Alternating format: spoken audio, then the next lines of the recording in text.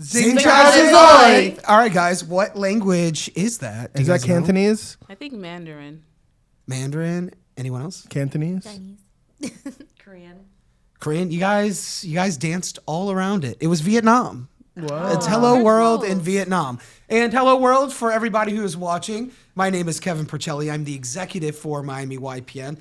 And say hello to our beautiful panelists today. Today, we're talking all about systems and technology. So the first thing I want to ask everyone, and we'll start with you, is what is one piece of technology or system that is crucial to your business?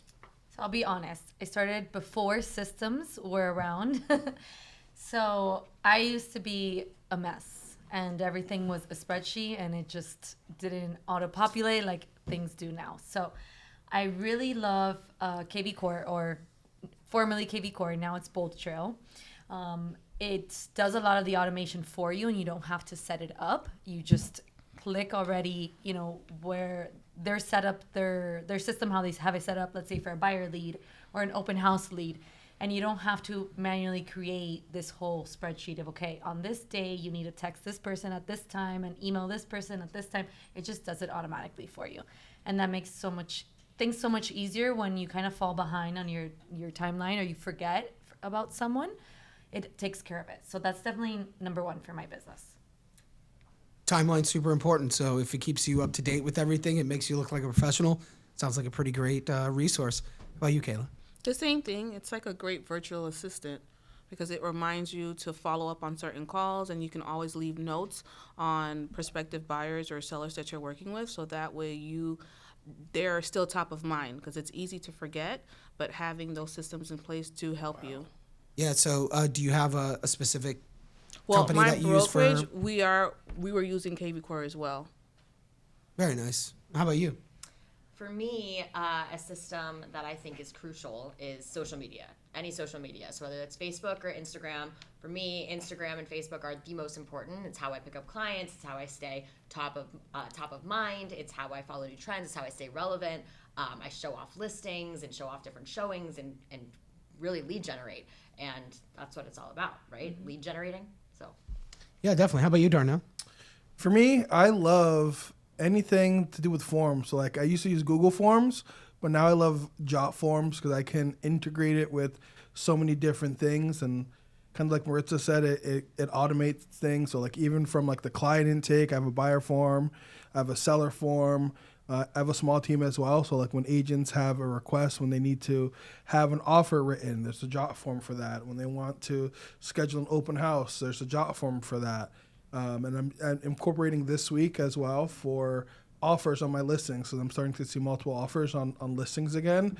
So a way for agents to submit their offer onto my platform. So that way I don't have to go in and I don't know if you guys ever had this issue before when you have multiple offers, having to present it to a seller and making your own spreadsheet. So if you have a form that does it, you can easily have all the information displayed that you want because the agents are submitting it a certain way. It's kind of like, I kind of have like my own like MLS offers type form essentially. And it's on my platform, my system. So I would say Jot Form, you can use it for so many things. I have them automatically also go into my CRM. I usually use it for open houses as well. And then I have it set up so that it triggers like the automations that you were mentioning, Maritza. So Jot Forms it's very versatile. I want to add to that. That's very brilliant that you have that system because oftentimes when you do see the multiple offers, like I've had a few cash listings and I get so many offers, like over 20 offers, and it does get tiring to create to the input Excel. the data. Yes, and then having to review it with the sellers and trying to make it as simplistic as possible. But having that system that's brilliant. Yeah, because then you can like look on the back end and see all the fields in one place, and you can just show the clients that, so I have them put in like the offer amount, type of financing, if anything, down payment, closing time inspection, are they waiving appraisals, is there an appraisal gap, and there's like 2 or 3 more questions that way. Before I was manually doing it, or my assistant was manually doing it, and it took a lot of time, and then when you got a new one, you have to add the details for the new one, and just took too much time.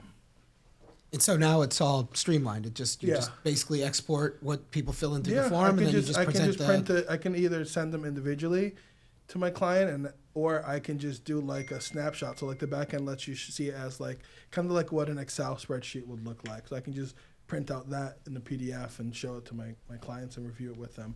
Very nice. How about you?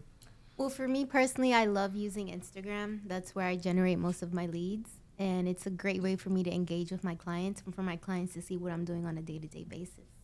Okay, so let's talk about Instagram a little bit more.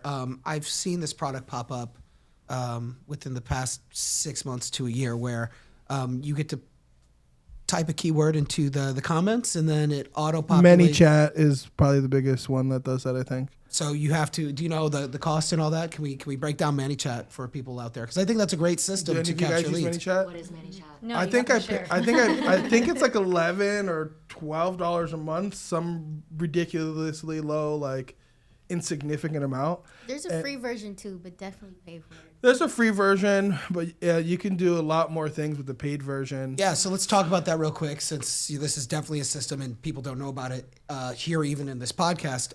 What's the free system offer? What does the paid system offer? And so why do you choose the paid over the freemium? I've been using the paid one for a while. Do any of you guys use No, you have ManyChat? to- What is it? You have to bring it down, Ooh, bring it back.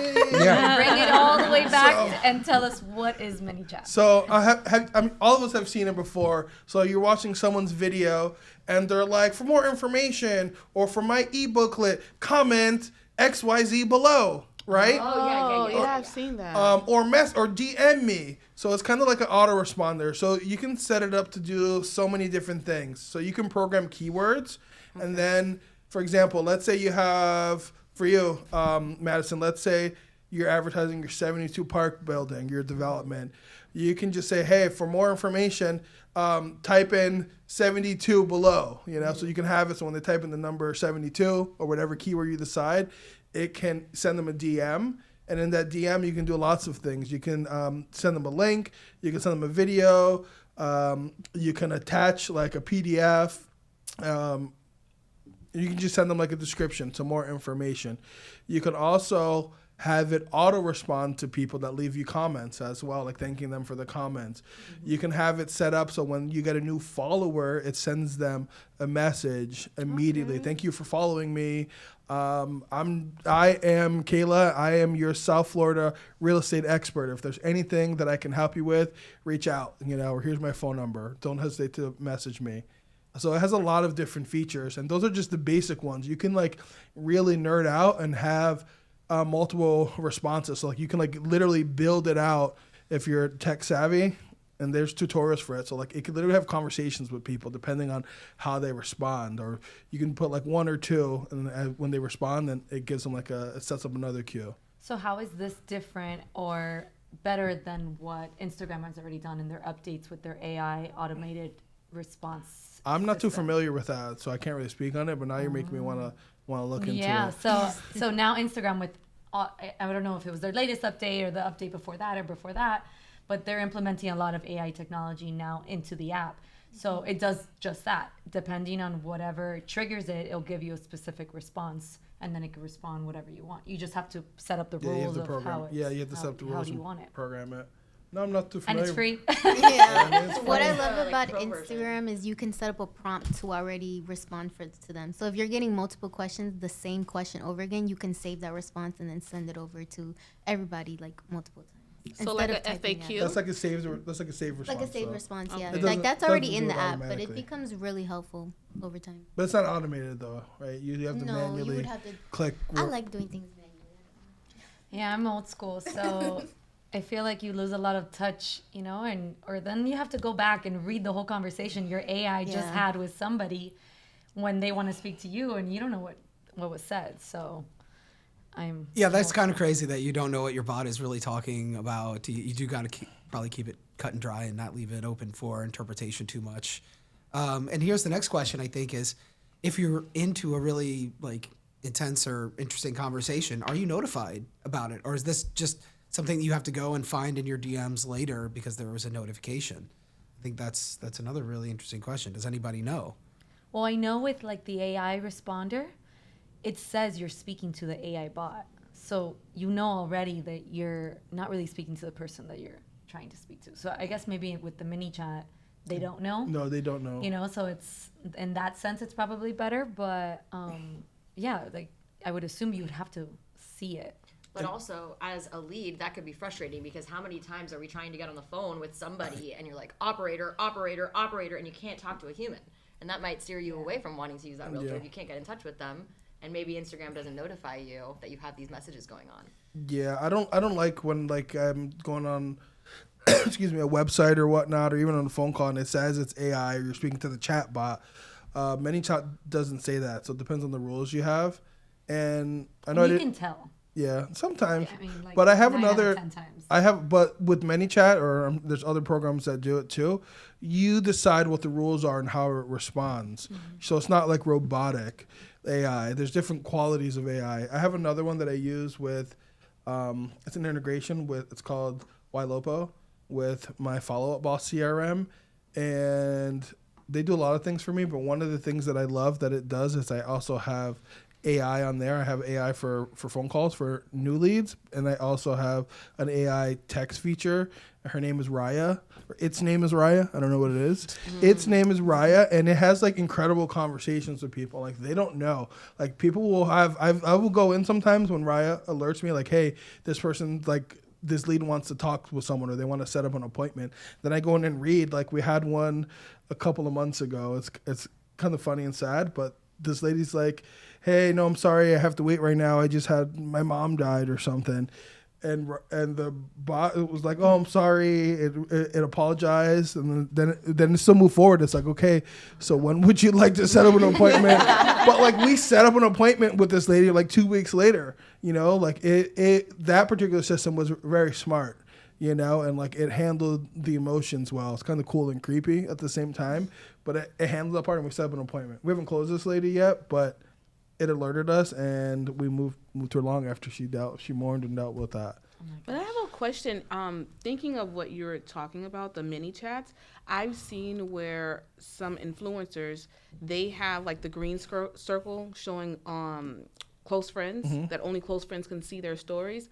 But the thing is, and I've seen that I can see the green circle, but what I've learned is that everyone can see that. So I don't know if that falls under the mini chats, things that can be done, features, where instead of it seeming that it's open to a public, it's specified to only the close friends, because it makes you feel like, oh, well, maybe I'm special and this person thinks that I'm... Maybe I don't understand what you're saying. So you're saying like to add people to the on close Instagram, friends? you know how on Instagram you have your close friends list, right? Yeah. Well, some people have a close friend. And on the close friends, All of us whenever do. you... Oh, okay.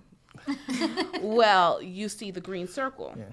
That's only for close friends. Yeah. But to my understanding, one of these AI systems allows you to create that green circle to make your followers think that they are a part of your close friends list when you're really not. This is just their way to get your attention. Is that just your default photo that you just edit and put a green thing around?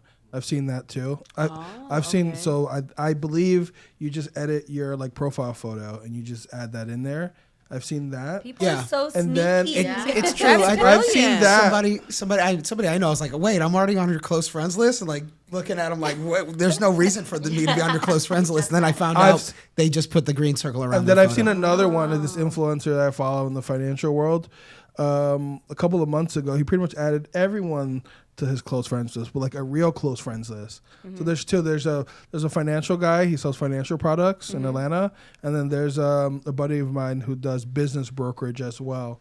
He does that. He pretty much just adds everyone to it because I don't know what it does to the algorithm or what that changes. I'm not that Right, now nerdy I in want tech. Instagram to implement But yeah, people get excited. They feel special. Yeah, you do. You know, like you're on, like Kevin said, like, oh, I didn't know, what did I do to get on your close friends list so soon, you know?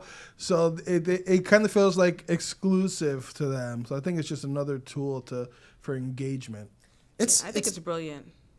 It's definitely smart. Yeah. It's definitely smart. Until you find out it's not true, and then you're like, oh, all right, well, nice try. Well, they should have categories. Now that we They have should. close friends, VIPs. like They do like have that now. like for Subscribers. businesses, let's say clients, customers, vendors, and then be able to categorize it automatically somehow.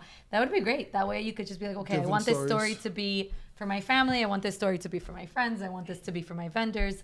You know, the people you work with or the people that are your clients. Like a highlight reel, but A for close highlight, friends. but just or specific for list. categories, yeah. But you mentioned subscribers. Do they have to pay for that? Because I've seen people mention, hey, just join my subscription. Yeah, now on Instagram, there's like, now instead of green, it's purple. So it'll show like, this is for VIP, like exclusive content. So you do they have post to pay on for there. that? I think they do. I haven't set that up yet, but I think you do have to pay, like they would have to pay to be on there. Wow. So that's like Peer Space? I'm not sure. Like, once I get into it, I'll definitely let you know. But Okay. I have not even. What a like, good way went into that. to market like off markets. True. If yeah. you subscribe and then you have access to the off markets before it goes live. That's what Which I is was thinking exclusive, too. yeah, That it's would be cool. some great content, You know, and it'll be worth it to like see what's out there first. and I feel like people would pay Yeah. to be the first in line. Fascinating. People love We to just be might have found exclusive. something. But let's stick on Instagram, but let's switch up topics a little bit. I know we wanted to talk about the ad space. So does anybody want to elaborate on ad space and how they've been using it differently within the past year? Well, I'm about to post ads for the first time, so I'm excited about that. But I'm using it to ask your name, phone, email, when do you need to move, and what is your budget? And hopefully going to use that to lead generate. Because I've noticed my business is picking up right now, so I want to take advantage of that and pay to have it pick up. So yeah, thank you. So that's how I'm using the ads, and I'm using it on 2 videos, one with my face in it talking about a rental, because the business that's been picking up for me has been rentals, and then another one just showcasing a unit saying that this building gives 1 month free, so that should incentivize people to respond.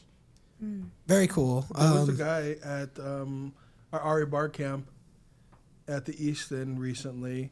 I forget his name. He was the guy that had the robe on the entire time. Do you remember his name, Kevin?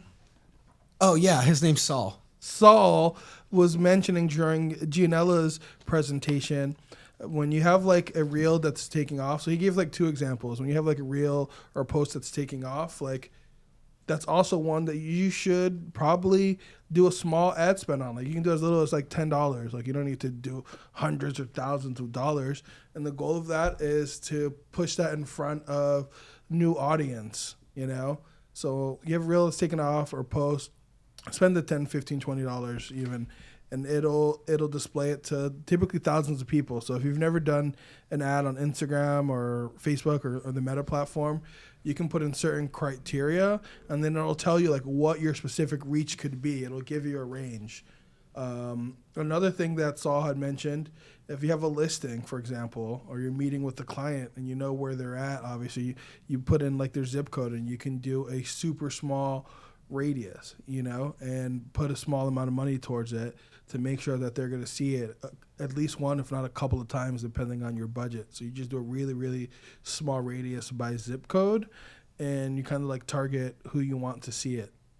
That was pretty interesting. We should definitely get Saul on here to elaborate a little further. But those are some of the things I mentioned. I recall that he mentioned. Yeah, those were both good. And then Madison, in your case, are you paying per submission, basically? Yeah, so my budget is $50 a week. So I'm doing $200 for the month, and 2 ads are going to go out, and those will circulate, and hopefully I'll get a ton of leads. Granted, those leads are, the 7 to 10 touch points, right? You have to call and call and call, and hopefully 2 of them answer and 1 of them closes. So it's definitely work on our side, but at least it gets those people in the door that are actively looking and responding to your ad. Well, with that initiative, are you also sending them emails as well, like drip campaigns, and also texting them? Like, do you have an automated texting system? I don't have an automated texting system, but I will be texting them, and I will have their emails, so I'll be emailing them as well. Okay, but I don't great. have an automated system for that. I've been using Texcellent to send out Excellent. What a great name. to send out mass text messages, just to stay top of mind for like different businesses that I have, and also the email newsletters that I send out has been very helpful because people see the different things that I'm doing in the community and in real estate, and from time to time I'll get people to reply to my emails or send me text messages and stuff like that. So that is very helpful, just remaining top of mind. Yeah. How often do you send out your newsletter? Once a week. Once a week. Mm-hmm. Okay. How's your sound? Oh yeah, everybody's good on sound. Just making sure. Yeah. Okay. So let's talk about Texcellent a little bit more. How much do you pay, and then do you also get people's permission to send them a text before you send them a text? It is $9 a month, but I think I've been grandfathered in because I've had this. I've been enrolled into their system for a few years now during tax season because originally it was. I believe created around tax season. It's typically $39 a month. And what was your second question? Oh, are you getting people's approval before you're sending those text messages the out? opting in. Yeah, so I usually tell them that I'm going to remain in contact with them via text, and they're okay with it. And it also gives them the option, let's say, for example, they're To just opt out. tired of me, but there is a section that says you can opt out, and it'll just remove them from the list. That's cool. And how often do you use this text messaging service? It varies. If I have like an event that's coming up, I'll use it, or if it's like a certain season for open enrollment for different things, then I'll use it. Very cool. Very cool. All right, so let's change gears. We've all talked about systems that we love in our business. Let's talk about a pain point of yours now within your business. What's a system that you would like to change in your business as soon as possible to improve your overall structure, the way you do communicate? It could be about anything. So I'll take this. I really appreciated what you were talking about earlier, Darnell. I've just incorporated the Google Forms for buyers. I'm in the process of getting it translated in Creole for my the Haitian Creole speaking buyers. I think it's brilliant. It just consolidates the time, and especially once they're working with the lenders, I can give the lenders a better profile of the person. I can just share that information over. And also what you did with the MLS offers, your version of that, I think that's brilliant because it takes it's so time consuming to put up the information on a Google spreadsheet for all of imagine 20, 30 offers on a cash property. That's just too much time. So I'm definitely going to incorporate what Darnell mentioned earlier. Yeah, I'll tell you how smart that is. I didn't even think about this, but and I'm not even in the business, but you have to go person by person, right?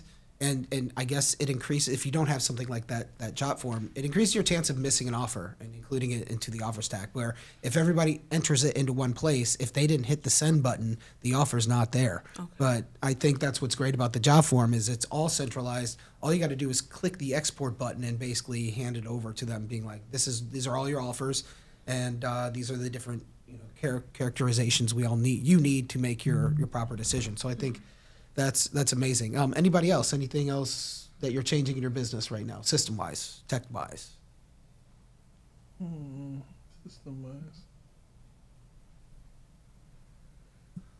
And something we just incorporated on my team. When was it? It was last month, right? We're doing what's called a 411. Are you guys familiar with that?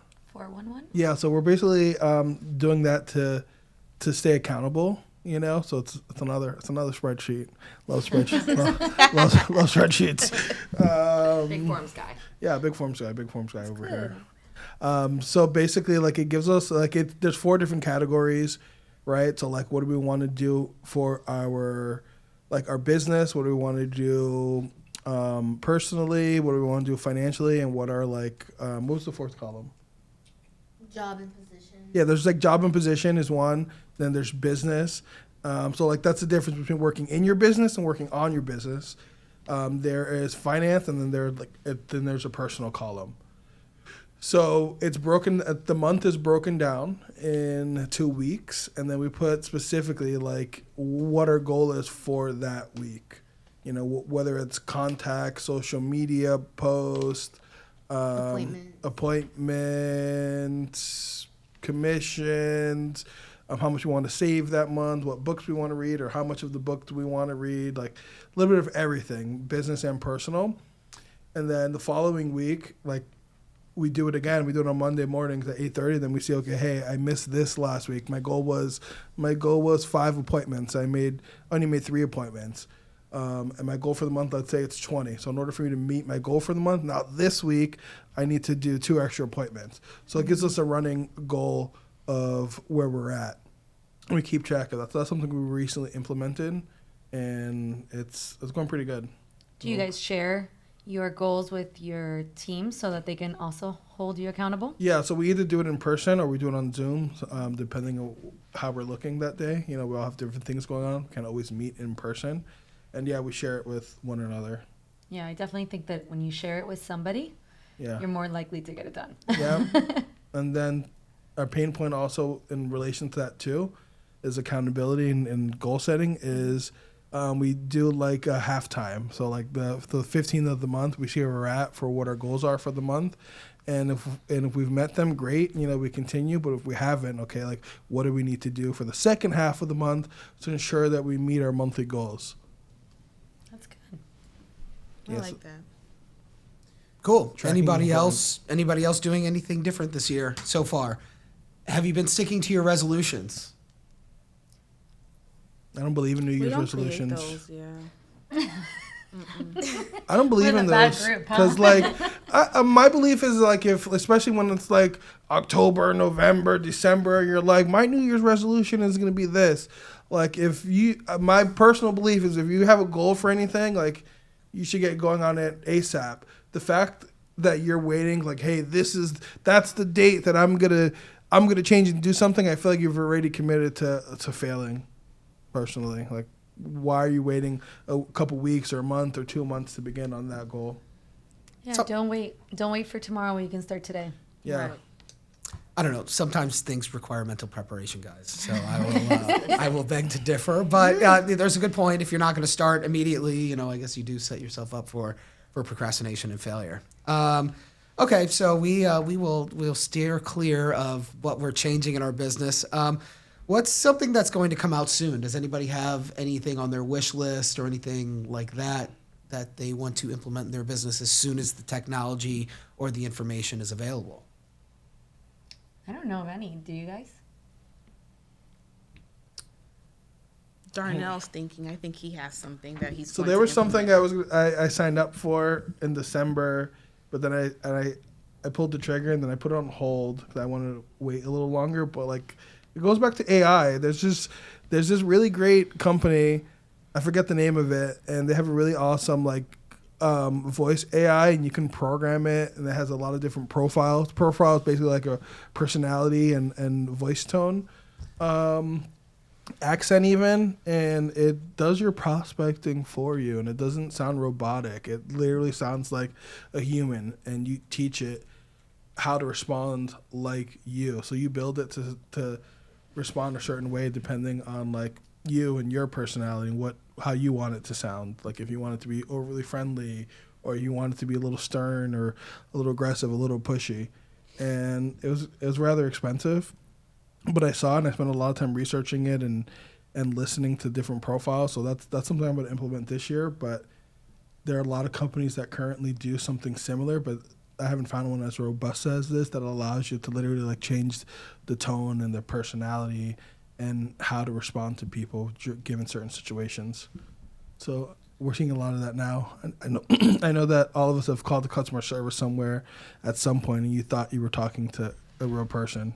I have multiple times, and you realize like, no, this is AI, this is a bot, you know, because sometimes it gets stumped, you know, it doesn't know how to respond, and it's like, hey, I'm going to transfer you to a live person now. I'm like, I thought I was talking to a live person the whole time. Wow, that's crazy. So you broke the AI. Yeah, and I believe if you ask it, like if it's AI or whatnot, it's supposed to respond to. That's if you ever funny. have any doubts on a chat bot or a phone call, you can ask it, and I believe the majority of the time it will confirm It if has it is. to, right? Yeah, I would assume for Yeah. liability purposes. yeah. Who knows?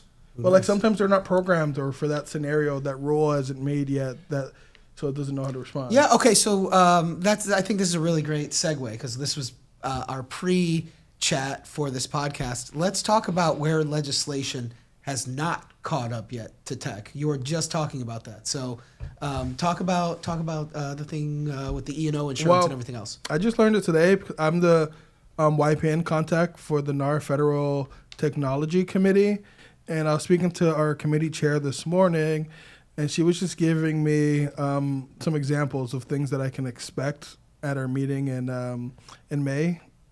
June in Yeah. DC. And for example, like there have been, well, last year, as of last year or until last year, there were no policies or procedures in NAR when it came to AI, for example.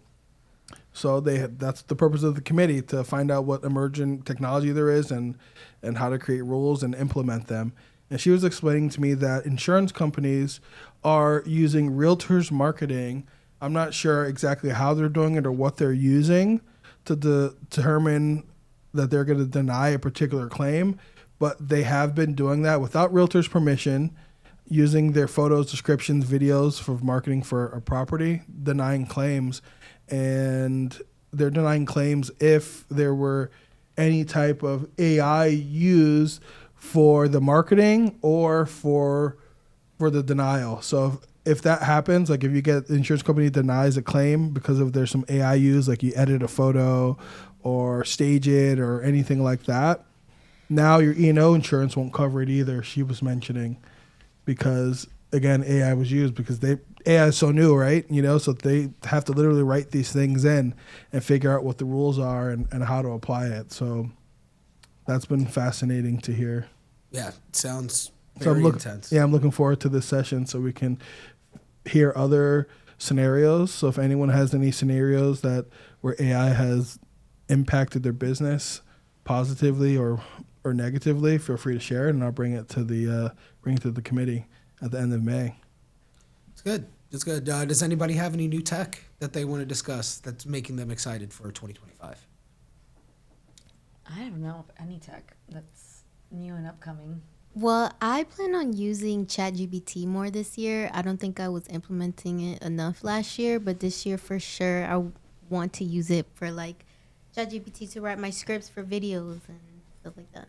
Okay, so for scripts, have you used it for captioning of your? Oh yeah, all the time. All the time. So we use it for I love captioning it. already. What other integrations are you looking to implement ChatGPT? This could be for anyone. I mean, it's still relatively new.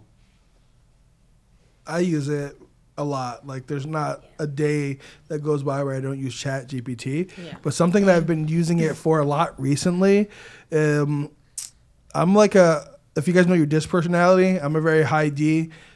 For you guys that are friends with me, like I'm always super direct, and like sometimes it comes off wrong to people, especially if they're not a high D, they don't understand. So I've been using ChatGPT and explaining scenarios. So like I have a client right now we've all had them that are, not the easiest. They're a little bit difficult, or maybe they don't understand certain things. So I'll explain like, hey, this is my client. This is what's going on. This is the message that I'm trying to relay to them. Can you help me formulate a response that is, and then I'll say like how I want it. Do I want it to be nice? Do I want it to be, strong? Like depending on the scenario and what I'm trying to convey. And then it'll give me multiple responses on how to respond. And it's been working out really well for me because most of the time I'll just be too direct and not everyone can handle it. Like I'm not one to sugarcoat it or like be soft with messages, and it's not always received well. So she's experienced it personally. So like literally I've been doing this for like 2 weeks now, and I've been just seeing the how clients respond, and like I get the result that I want. It's like it's so much better than if I would have just responded how I normally would, just being like super short, like, hey, this is what it is. So using ChatGPT for crafted responses to clients. Brilliant. That's great. Anybody else? I've been using it for that as well, and also just to rewrite, when you write a response to a client or to another realtor, sometimes it might be a little informal, and just to brush things up in terms of professionalism, right? To hear another perspective, it's always good. I always put it in ChatGPT, rewrite this, and I'll put my paragraph and see what they come up with, and incorporate what I've written, what they've written, to make a complete response. Yeah, to add on to that, sometimes, you read it and it's like, I don't talk like this. Like, this is not my personality. Like, they're going to know. So then, like, I use the Humanizer plugin. There's a few plugins like that don't make it as formal, because like people know, like, you sent this paragraph or two, like it doesn't even sound like you wrote it, and then you respond how you normally do to the next one. It's like this doesn't make sense, So there's plugins for ChatGPT, and one of my favorite ones for that, it's called the Humanizer. And you can take that and whatever version of ChatGPT you're using, whether you're using 3.5, 4.0, 4.5 now, you can throw it into the Humanizer or similar plugin, and it'll make it sound a bit better. And it'll also I don't have anything that's published or posted professionally like that. But like for people that, use ChatGPT for like school projects and publications, it also helps prevent it from looking like it's plagiarized or something, because you're adding like more of a human effect into it, and it's not just like robotic. No, that's great. Usually what I do is I'll put less formal. Yeah. And see what they spit back at me. Yeah. But that's a great option. No, I'm gonna write that down. Yeah, so just throw it in. You can do that too. You want more formal, like how do you want it to be delivered? But I like to put it into the humanizer after that. So like when it's a long email, like if it's just like a text message, a short one, it's not I don't need it. But like an email, I always throw it into the humanizer plugin. Very cool. Is that Great already suggestion. embedded on ChatGPT? You can add apps and plugins in ChatGPT. There's a Okay. section for that. Okay. So you just basically go download the plugin and then you upload it to your It automatically desktop? does it. Like there's like I forget what it is. I did it so long ago. Because ChatGPT is like the frame, right? But like everyone uses it for different purposes. Like if you're Yeah. using it for financial or for database stuff, like there's different plugins for depending on what you're looking to do that are specific to that particular industry or field. Right, and it's really exciting. We'll announce this here for anybody who's still watching this podcast. Is we are actually going to teach you later this year how to withdraw data from our MLS and put it into ChatGPT to give you certain statistics that you may be looking for. So that'll be extremely exciting for that in the future. Okay, so everybody's done talking with things that are coming out. Let's wrap it up with this. Let's look into the future. What pain points are you currently experiencing that tech hasn't quite figured out how to solve yet? Does anybody want to be vulnerable here? I think my only pain point is when you like a platform, but you also like another platform or another system, but they don't integrate together. So, for example, Follow Up Boss integrates with a lot of other systems, but it doesn't integrate with maybe one that you're used to or that you're working with. And so then you end up having 2 or 3 different CRMs. Like that to me is my pain point. They just need to all get along and everybody needs to integrate with whatever they like. But I think they do it kind of to just like monopolize and stay friends with the ones that they're partnered up with. And that's my pain point. I mean, they just need to all get on the same page. I have a question for you. I think I know the answer. Are you familiar with Zapier and Zapier, Integrately? yeah. And Integrately? Yeah, so I don't do I think it's Zapier I don't Yeah. do. But it happens with like MailChimp or with your constant contacts. Like it works with one, but it doesn't work with the other one. And then you have to, for example, use KV Core for some things, but then you have to use, Follow Up Boss for another Yeah. thing. And Yeah. that drives me crazy. I mean, with those APIs, you can have it do almost anything. It's just hoping that somebody else has already built it out and you can just click a button. But sometimes you have to like build them out yourself, or like you can go on Fiverr or one of these other freelance websites and have someone build that integration for you. I have someone on my team that does that for me when I have stuff that's not necessarily available as a pre-made integration on Zapier or Integrately. But I mean, that's something that I would definitely look at, because like there are some things that are already built out in. I use both Zapier and Integrately depending on what it is. Like Zapier might have something built out already, and Integrately doesn't, and vice versa. And instead of having it written from scratch or paying someone to do that, I just pay like the nominal fee monthly for each one of them. I use both of those API integrators depending on what I'm looking to do in my business for automation. So Yeah. definitely look into that, because I promise you probably can. And then But you that- said something, you were like, you have to build it out. And I'm like, me? No, not me. You got to pay somebody. Outsource that. I'll spend like 2 hours just trying to figure out how to build it out and then get nowhere and having to pay a somebody to do it. Fiverr or the freelance, one of the many freelance websites where you can just hire someone to do that for a pretty nominal fee. Well, speaking of integration, this is on a different topic, but about integration.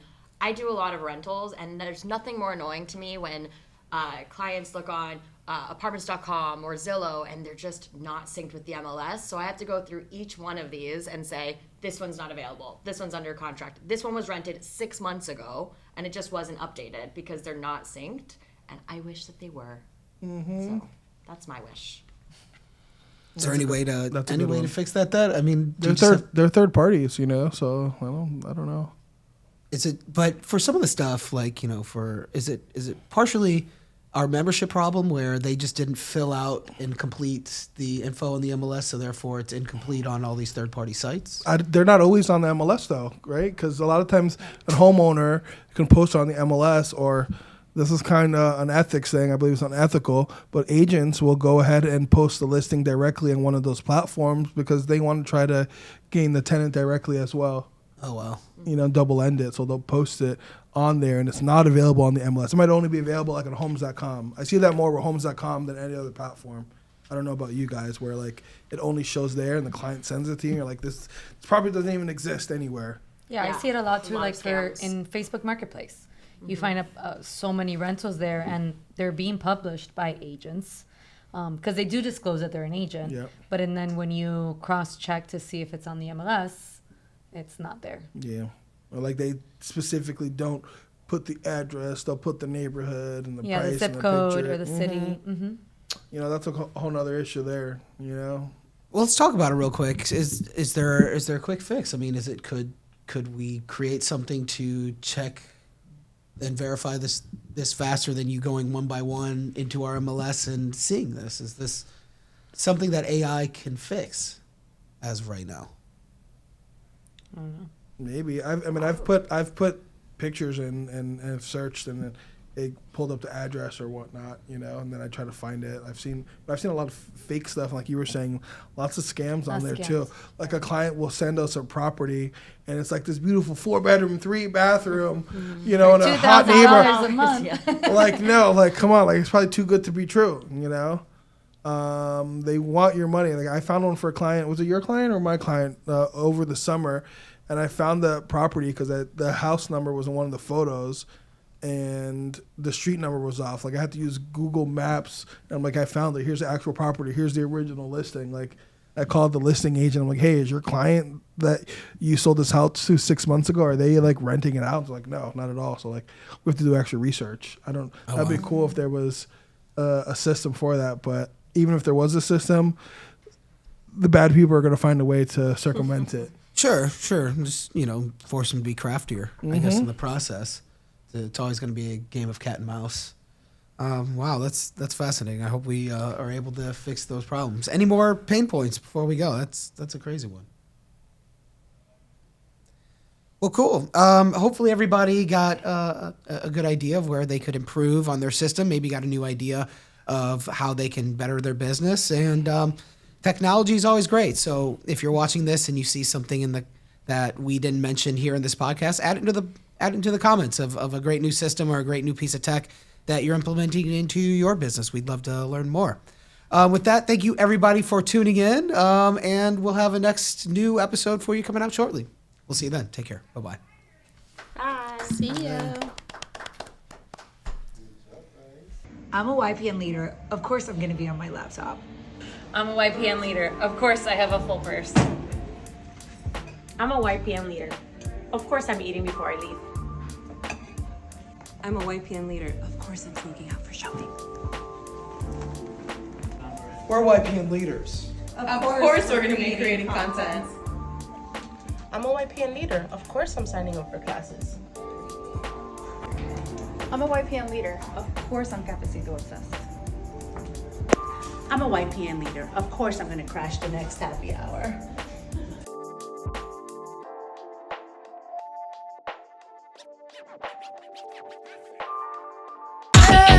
Yeah, I'm on my way.